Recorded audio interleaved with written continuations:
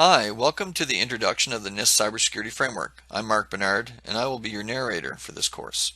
During the executive overview, we're going to be looking at delivery strategy, training summary, governance, key activities, NIST Cybersecurity Framework domains, framework core, maturity tiers, cybersecurity framework profile, continual improvement, risk management integration, implementation strategy, managing cultural changes, communication criteria, intelligence sharing, project management, potential impacts, and we'll wrap it up with next steps. Delivery strategy, bridging in. Cybersecurity has become a high priority risk for every organization, and information that was never traditionally available to the public and criminals is now more accessible. It is the responsibility of every manager to know what assets are in use so that they can manage the associated risks. Instructional objective. Participants will learn how to scope and implement the NIST cybersecurity framework in a meaningful way that will leverage existing enterprise investments in information security. Rationale. The course facilitator will review each NIST cybersecurity framework lesson while connecting the dots between theoretical model and operational reality. On February 12, 2013, President Obama issued Executive Order 13636, Improving Critical Infrastructure for Cybersecurity. The President's action led to the creation of the NIST Cybersecurity Framework. Today's situation. The average cost of a cybersecurity breach is $3.7 million. Most organizations can reduce their risk exposure to a cybersecurity breach by 87.8%. A formal cybersecurity program can reduce the cost of a breach to $325,000. The cost of implementing a formal cybersecurity program ranges from $50,000 to $275,000 depending on the size of the organization. The recurring annual maintenance cost of a cybersecurity program is $50,000. A cybersecurity program will pay for itself after one attempted breach. Implementing a cybersecurity program is like buying preventative insurance. Healthcare records are considered to be the most valuable out there in the black market, and they are worth $50 per record. Financial records come in second at $8 per record. The annual cost of credit monitoring is $233 per record for healthcare records and $215 for financial records. Governance. Goals. The Cybersecurity Governance Committee will be formed to provide an effective joint forum which will contribute to the following goals. Strategic and tactical decision making, which supports the cybersecurity management system and its program.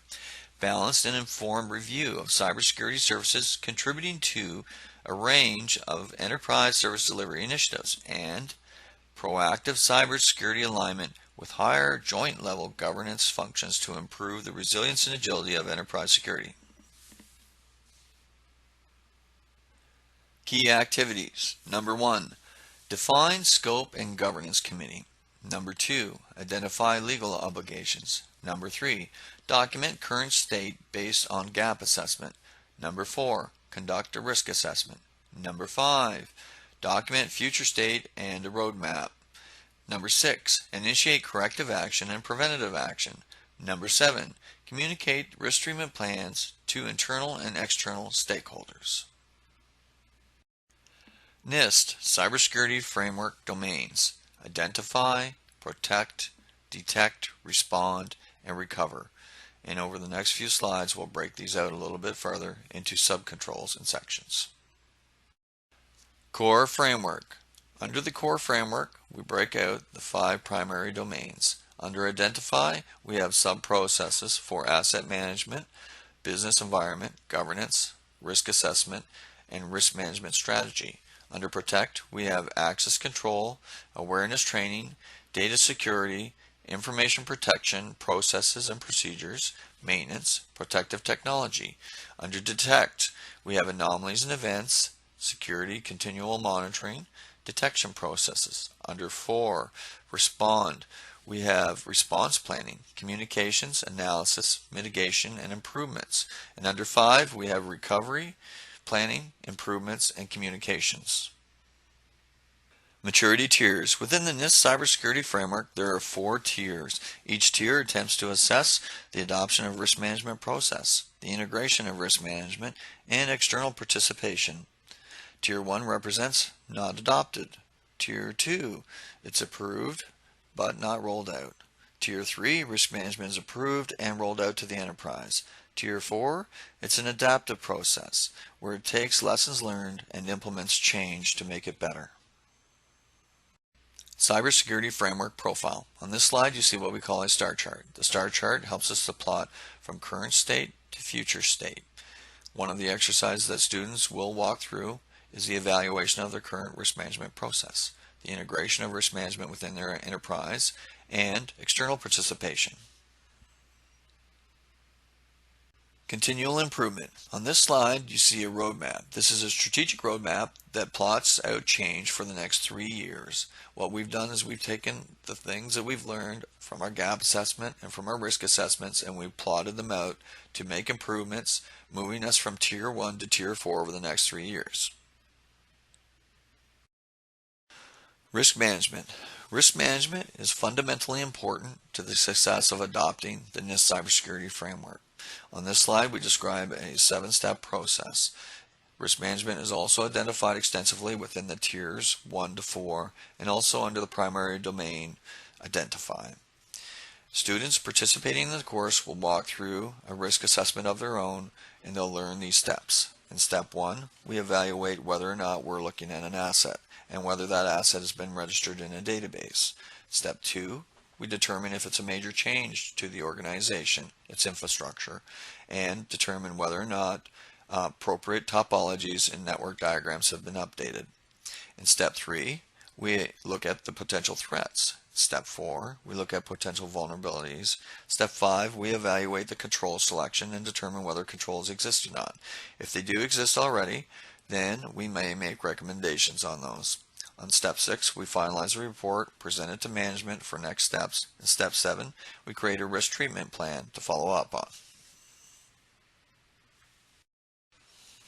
Risk management integration. In the previous slide, we talked about the importance of risk management within the NIST Cybersecurity Framework. Also defined under the tiers 1 to 4 is the integration activities of risk management.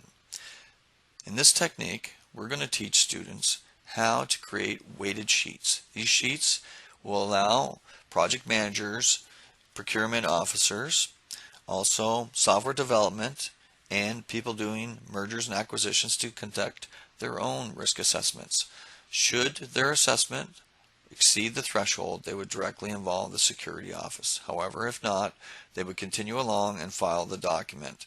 We would update the information into the portfolio or the asset inventory to determine what are the risks associated with that assets. Service managers, VPs, or executives can then roll up these risk ratings to determine what are the risks associated with particular lines of service or products.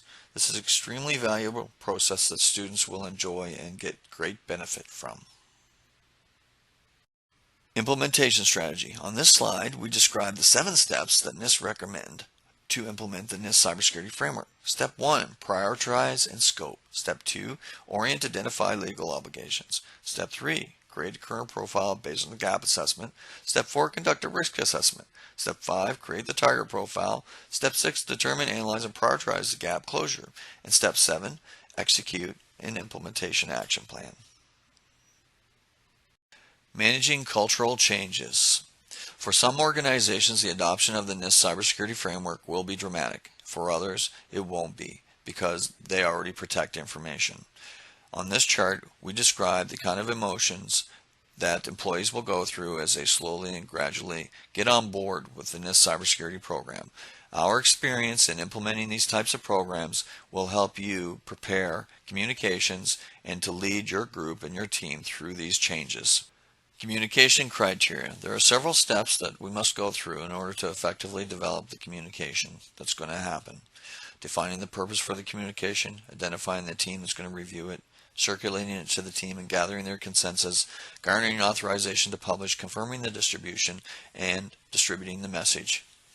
Intelligence sharing. This is an important topic within the NIST Cybersecurity Framework. Sources of knowledge concerning threats, sources of knowledge concerning vulnerabilities, and knowledge concerning risk mitigation tools technique may want to be shared with groups that are similar to you or within your industry. Project management. Secure Knowledge Management Incorporated has developed extensive practices using the project management methodology known as PMBOK, developed by the Project Management Institute, and we will use these skills and knowledge to help you implement your NIST cybersecurity framework. Potential impacts. It wouldn't be fair of us not to suggest that adopting a framework like the NIST cybersecurity framework may not have some impact on the organization. In fact, there are several areas that could be impacted.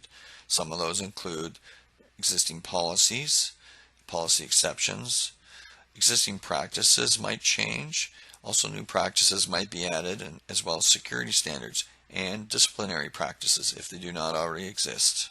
Potential impacts continued. Data classification could change within the organization.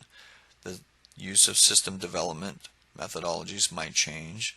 Security architecture could change, as well as the governance of information assets under the care of VPs and executives. And finally, potential impacts could affect the oversight and governance of security, new employee orientation, confidentiality agreements and other legal agreements, third-party and underpinning contracts, and contractors and how they work for the organization. These could all change. Next steps. Register as an individual or a group at our website. Contact us for group rates.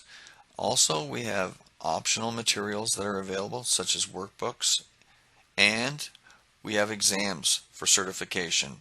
I'm Mark Bernard, and I want to thank you for your time and hope that you have an awesome day.